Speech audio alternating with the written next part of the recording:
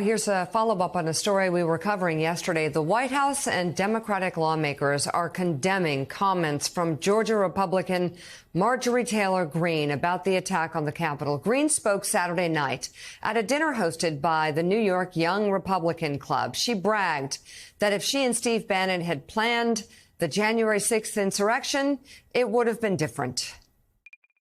Then January 6th happens, and next thing you know, I organized the whole thing along with Steve Bannon here.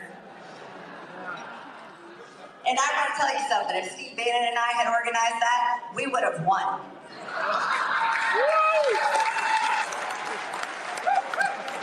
Not to mention, it would have been armed.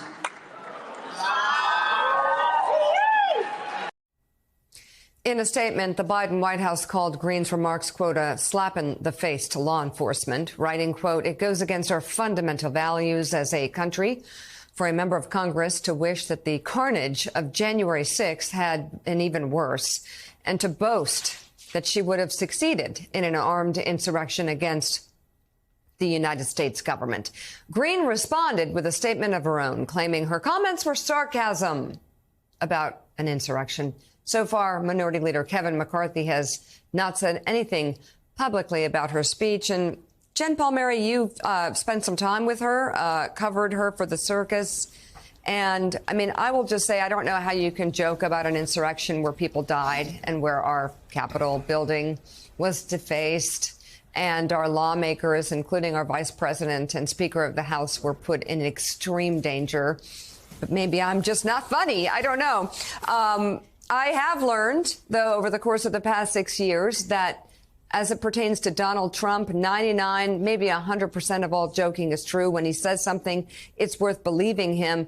As the same goes for, I believe, Trumpy Republicans like Marjorie Taylor Greene. What do you make of her comments and then her walk back?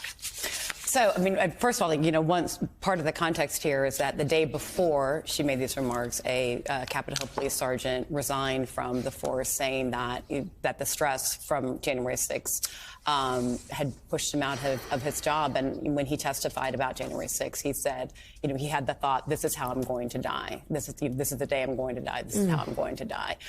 So that's sort of the sober backdrop for this. And it was one of the things I find telling about, you know, she, my takeaway from having spent some time with her is she wants to be liked. She wants to be more accepted into sort of the mainstream than she has been.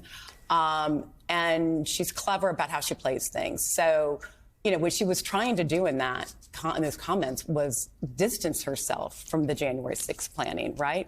Now, she sent text messages to Mark Meadows as well on January 6th. She may have an inkling about what other text messages are out there, and she's trying to say, well, if I was actually I'm not really in charge, I was actually in charge, it would have worked out better for my side. But she is trying to distance herself. But then also, she tries, as always, to, you know, to pull to the base. And this is why she has so much power in the party. You know, she was the 5th most prolific fundraiser for the party, and when she was stripped of her committee assignments, it made her a martyr for the Trump base. And you know, the only energy in the Republican Party right now is in this sort of destructive wing of the party, right? She's one of the people supporting Kevin McCarthy, trying to get him over the finish line. Meanwhile, you have people like Matt Gaetz that are trying to push back on McCarthy and prevent him from becoming Speaker.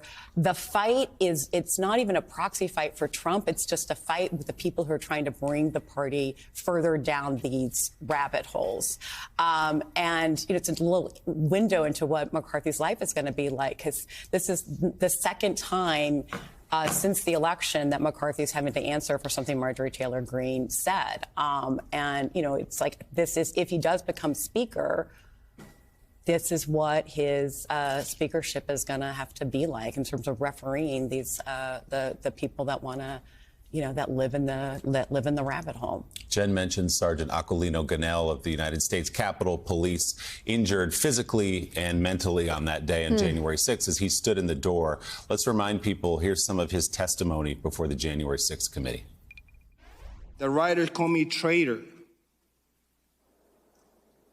a disgrace, and shouted that I, an Army veteran and a police officer, should be executed. But the physical violence we experienced was horrific and devastating. My fellow officers and I were punched, kicked, shoved, sprayed with chemical irritants, and even blinded with eye-damaging lasers. I, too, was being crushed by the riders. I could feel myself losing oxygen and recall thinking to myself, this is how I'm going to die, defending this entrance. So, Mike, as Jen said, Sergeant Gonell announced yesterday in a letter that he's going to retire at the end of this week on the advice of his doctors, his orthopedic doctor said his body just isn't up to the task, and his psychiatrist as well about his own mental health. These are the kind of people who stood in the doorway that Marjorie Taylor Greene is joking about. She just wished that they had brought weapons on January 6th. Yeah, some joke. You know, we all know we live in an age of accelerated pace of events. Something happens and it's forgotten 2 or 3 days from now. Something horrific could be forgotten in 2 or 3 days. And that takes our attention span as a people, as a culture, as a nation, way, way down. People don't have the attention span that we used to have. So the events that we've been talking about this morning, the text messages from sitting members of Congress urging sedition, right up until the point of almost noontime on January 20th when Joe Biden was sworn in as president. The January 6th insurrection, Capitol Police officers fearing for their lives and being attacked by supposedly law and order people. We have all of that, and yet if someone mentions Harry and Meghan, we go right there and talk about that instead of focusing on the real dangers that still exist because they injected a poison into our system.